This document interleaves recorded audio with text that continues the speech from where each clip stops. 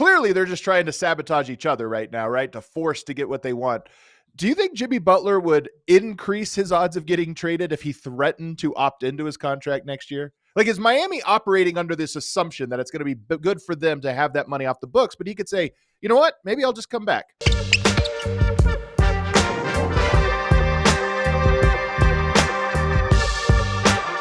All right, welcome into a mini pod edition of the All NBA show powered by FanDuel, America's #1 sportsbook. Get started with $150 in bonus bets if you win your first $5 bet at FanDuel.com/AllNBA. I'm joined by Marc Stein of DLLS post-game show, as well as the great Marc Stein Substack. All right, so full disclosure, Marc, we recorded this segment yesterday about Jimmy Butler, and Pat Riley went and ruined it. That's how I'm going to frame it.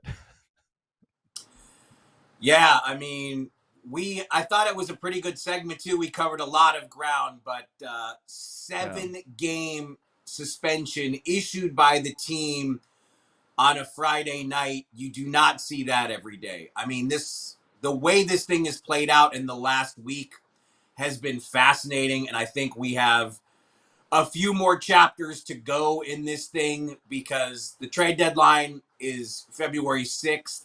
We're inside 5 months. The day after Christmas, Pat Riley put out a very strong statement saying that the Miami Heat will not be trading Jimmy Butler.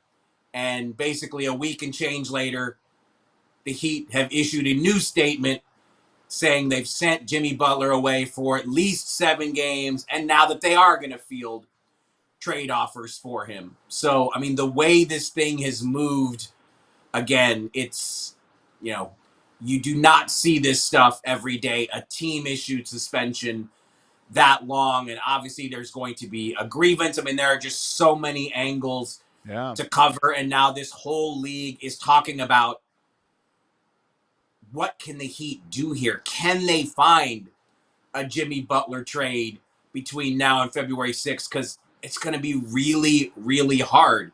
And part of their initial stance about to come out and say, we're not trading Jimmy Butler, a huge part of that was motivated by the fact that the Heat knew that an in-season trade, there just wasn't anything that was going to be easy for them to pull off. So now they've really got to weigh this situation, the long-term play, the patient play, waiting for the offseason, that's all still better for Miami's long-term future. But then obviously you have, what do you do with Jimmy Butler for the rest of the season? So much for the Heat to balance and calculate here. Well, what I like about this, so you were walking through the steps here, Jimmy Butler has his demands. Pat Riley says we're not trading him. He misses some games with a bit of a vague injury or illness, and then he comes back and has 9 points in 2 consecutive games. Clearly is not trying. Clearly is going to say, is sending the message of, okay, well, I'm going to make this difficult. And then in his post-game commentary, in his most recent game played, he comes out and says, I want to find my joy back. I don't think that can happen here. It has to be somewhere else. It can't be here. All but making things uncomfortable for the Miami Heat. And we've seen this before a lot of times where a team just has to kind of sit in it. Okay, this guy's going to make it hard on us, but you draw a line in the sand. The Heat are punching back. And I don't think every organization would punch back in this way to say, hey, you know what? We're going to suspend you 7 games. And by the way, that it can be over $2 million. I think $2.35 million it could cost Jimmy Butler here. And to your point, now the Players Association is going to have to get involved. But the Heat being willing to say, yes, maybe they're going to end up having to change their mind on their trade stance, but being willing to say, if you're going to play hardball, we can play hardball too. We're both going to make this miserable for both sides. I just don't think every org would do that. Well, and just to take this even farther, because again, the landscape has changed in the NBA, not just because of the luxury tax aprons that make trading Jimmy Butler in season so difficult. Now you've also got the player participation policy to contend with. We've seen many times in the past where teams and players have reached this impasse point and they just tell the player, you know what, stay home and wait for us to make a deal for you. Right. The player participation policy doesn't allow you to do that. Now, there is a clause in there that mentions special circumstances, So ultimately, if Jimmy Butler serves this 7-game suspension and they don't have a trade, the Heat, I would imagine, would want to, to certainly at least explore the option. Can we tell Jimmy Butler to stay home and wait for a deal? The league would have to rule on that. And again, the new player participation policy says you can't do that. But you look at what's happened with the Clippers. The Clippers were allowed to do this with PJ Tucker. PJ Tucker has been away from the Clippers because the Right. Clippers and PJ Tucker's representatives, they've been trying to mutually find a trade situation so Tucker can move on via trade. But PJ Tucker was never playing. Jimmy Butler is an all-star player. He's Miami's best player. So is the league, if it gets to this point, would the league be willing to let Miami and Jimmy Butler have this mutual stay away from the team? And like I said, I don't know that the league is going to allow that. That's a decision the league would have to make because, again, when Pat Riley issued the statement, we're not trading Jimmy Butler, Miami's hope then was that this would cease to be a distraction.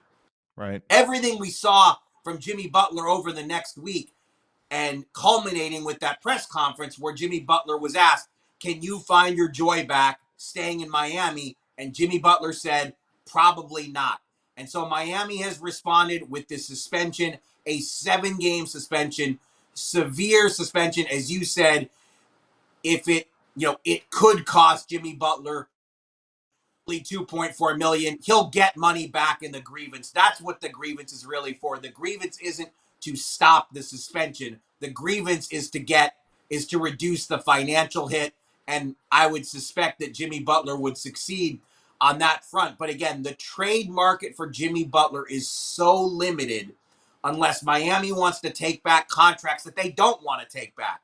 So if no trade materializes between now and mid-January when the suspension is over, that's when this really gets fascinating. What happens then?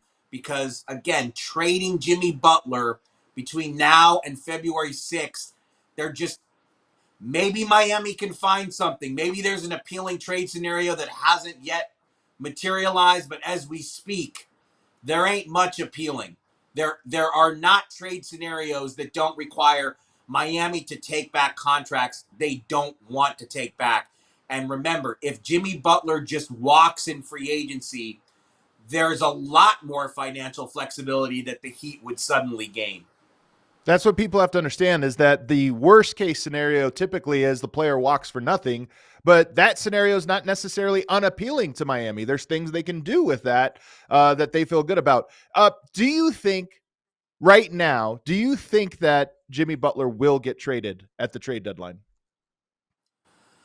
I've been consistently saying no because I would imagine that the Heat prefers the flexibility that comes with waiting or the sign and trade options that come with waiting. But look, ESPN reported late last night that Miami does want to move as soon as possible. And if that's accurate, that really is a surprise because that would be a scenario where Jimmy Butler's tactics and making things uncomfortable for the Heat would appear to work and force Miami's hand.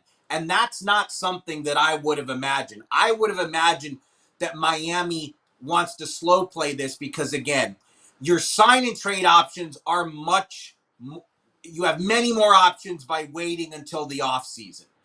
And the Heat know Brooklyn's the only team out there with any significant cap space, and the Nets, by all accounts, do not want to go after Jimmy Butler. So if Jimmy Butler wants to leave after the season, he's probably going to need Miami's help in a sign and trade, even if he bypasses that $52 million player option. And as you just said, it's exactly right. The Clippers just showed us. The Clippers let Paul George go instead of forcing themselves into a trade they didn't want to make. Instead of taking back contracts they didn't want long term. The Clippers decided, we know we're going to suffer in the short term, but we're going to get to significant financial flexibility faster by just letting Paul George go. And again, when you study Miami's options, and nobody does this better than Bobby Marks at ESPN, Bobby Marks has laid this out in so many different ways. Miami opens up so many pathways if they just let Jimmy go. He declines the player option and walks in free agency. So it's hard to see right now what kind of trade could materialize in the next 4+ weeks that would make Miami say, you know what, we will trade Butler now. But you have to say this thing has gotten so messy, so fast, so much tension that that's where you say, I mean, Miami probably would love to get this thing over with as quickly as they can. I'm throwing a curveball at you, Mark, but I was thinking of it as you were talking. Do you think Jimmy Butler, because clearly they're just trying to sabotage each other right now, right? To force to get what they want. Do you think Jimmy Butler would increase his odds of getting traded if he threatened to opt into his contract next year? Like, is Miami operating under this assumption that it's going to be good for them to have that money off the books? But he could say, you know what? Maybe I'll just come back. How do you plan for the future, not knowing if I'm back or not?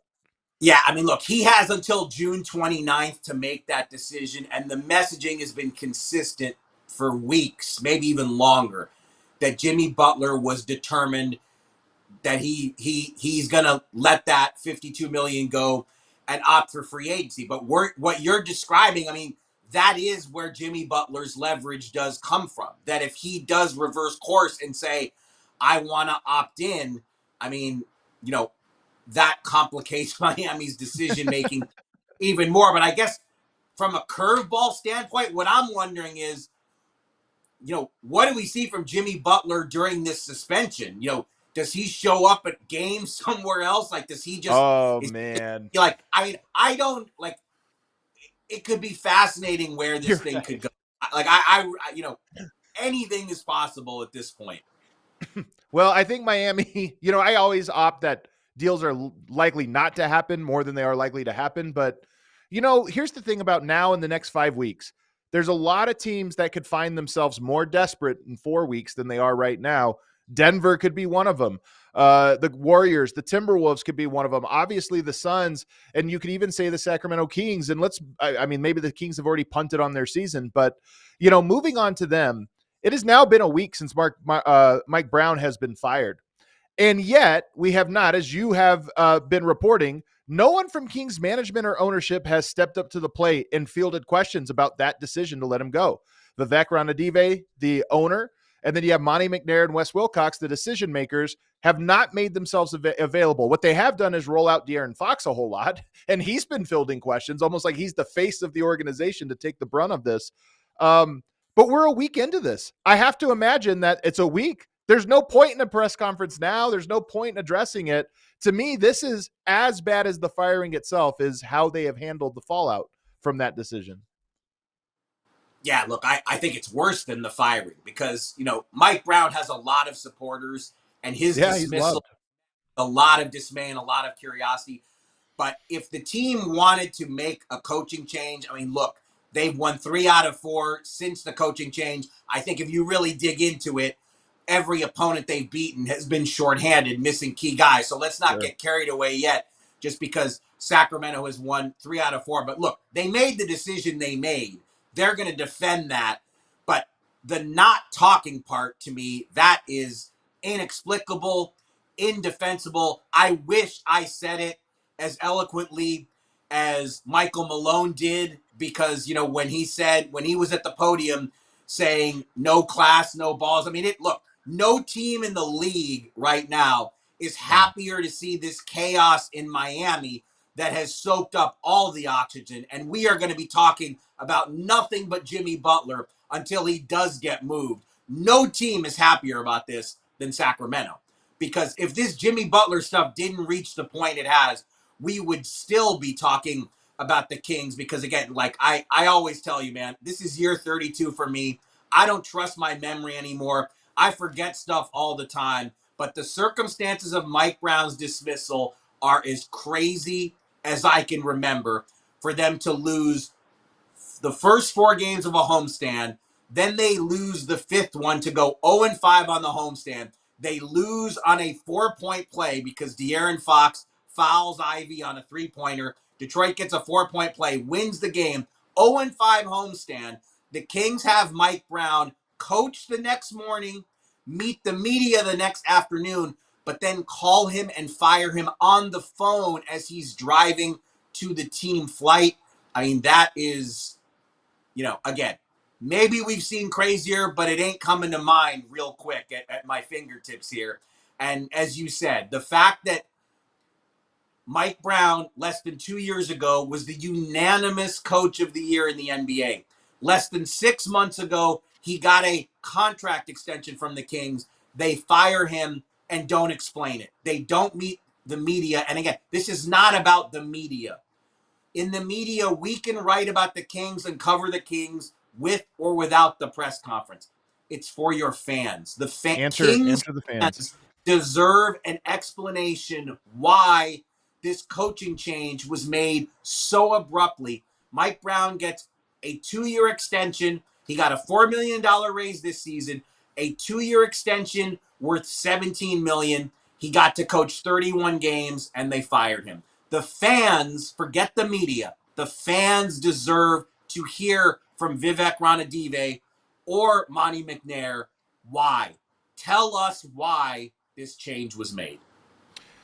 When Michael Malone said no balls, no class, and they follow that up by not doing the press conference, they're only living up to the insult he hurled at them. And that's what's crazy about it. And, that team has fallen apart. They had some promise a couple years back, 2 seed, felt like they were on the rise. And here it is, feeling like the end of the cycle. And not only that, who takes that job now?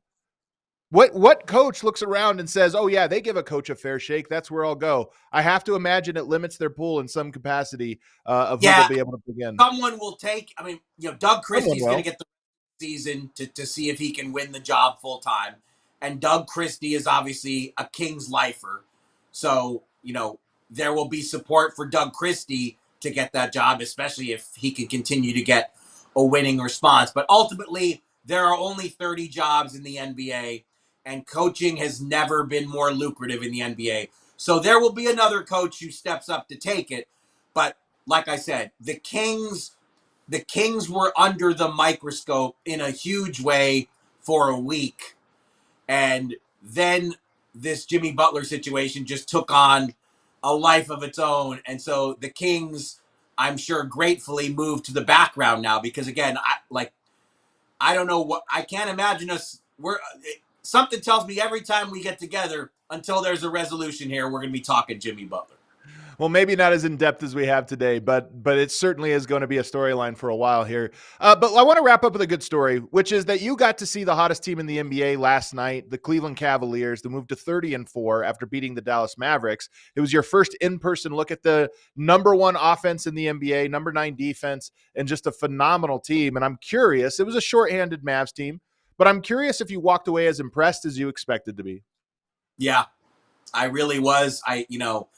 Because I was among the naysayers. I put my hand up and say, nobody expected 30 and 4 Right. is ridiculous. It's just, I wrote about this on Monday when they were still only 27-4, that why aren't we talking about these guys? They're on a 70+ win pace.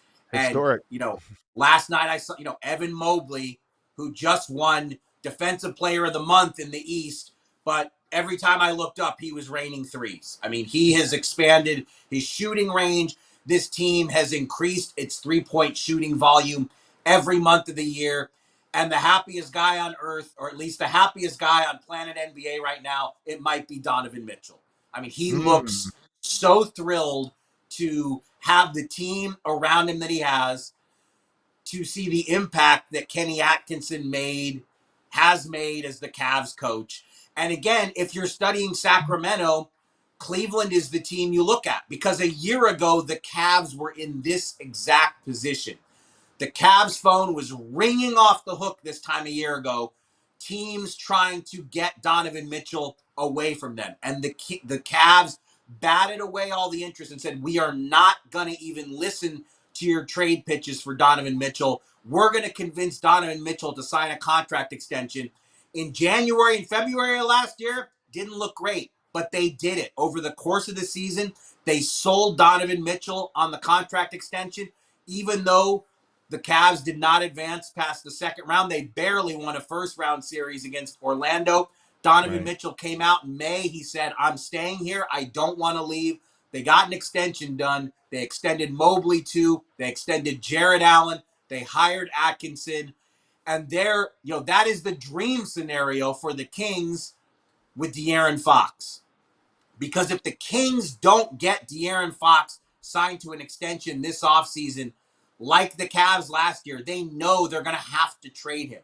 If you don't get an extension done with De'Aaron Fox this summer, he enters the last year of his contract. The Kings do not want to go into Fox's last year where he can just play it out and walk. So the Kings are facing those same critical stakes that the Cavs faced last year, but the Cavs just have a much better roster. I mean, Right. they have Mobley, Allen, and Garland to complement Donovan Mitchell. And Cleveland, the Kings do not have nearly as well-rounded a roster. So are the Kings going to be able to convince De'Aaron Fox to commit to Sacramento like the Cavs did with Donovan Mitchell? But, last night Donovan Mitchell was outright giddy as He had an easy night.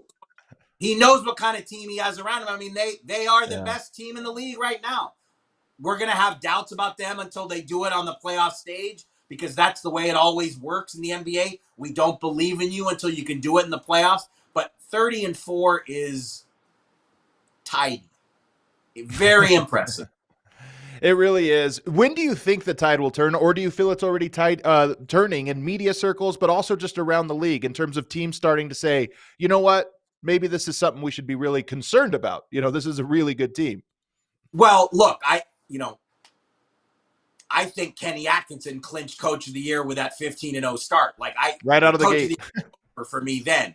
So this team's going to get a lot of regular season plaudits, but you know how this league works. You lived it watching the Nuggets. No matter how good the Nuggets were in the regular season, no matter how otherworldly Jokic was, people doubted the Nuggets until they won it all. Cleveland is going to face that same noise. They're going to win 60-something games. They might win 70 games. And there will still be naysayers who ask, can these guys win it all? Can they beat the Celtics? Can they do it in the playoffs? And that's not necessarily about Cleveland. That's just the way the NBA punditry functions. That, we want to see it in the playoffs. But they've got Boston's attention, I promise you. Yeah. Boston looks at the standings and knows. I'm sure the Celtics feel like when they're at full strength, we are the favorites and nobody can beat us. But Cleveland has to have the league's attention. 30-4 is not an accident. We're almost at the halfway point. Well, it's 3 years in a row. The Nuggets snuck up on everybody. Even Boston winning 62 games last year, people were still saying, well, they got to avoid this, they got to avoid that. And they were wrong. Those two teams dominated their playoff runs. And we might have a third straight year where people are looking at, oh, that's nice, but we'll see in the playoffs, and they just roll through everything. This might be the new normal in the NBA. A lot of variance, a lot of parity, and so teams can rise to becoming juggernauts in a way that almost sneaks up on you. That might be what's happening with the Cavs, because to your point, we're halfway through the season. They've lost 4 times. They're on pace for 72 wins. That's a pretty remarkable historic season. We'll see if they can keep up that pace. He is Marc Stein. You can catch him on the Marc Stein Substack, the Stein Line. You can also catch him on the DLLS Mavs postgame show, talking Mavs after every game. Everybody, thanks so much for tuning in to the All NBA show. Make sure you're subscribed so you catch these bonus mini pods every time they drop, and hit that like button on the way out. We'll see you on Monday.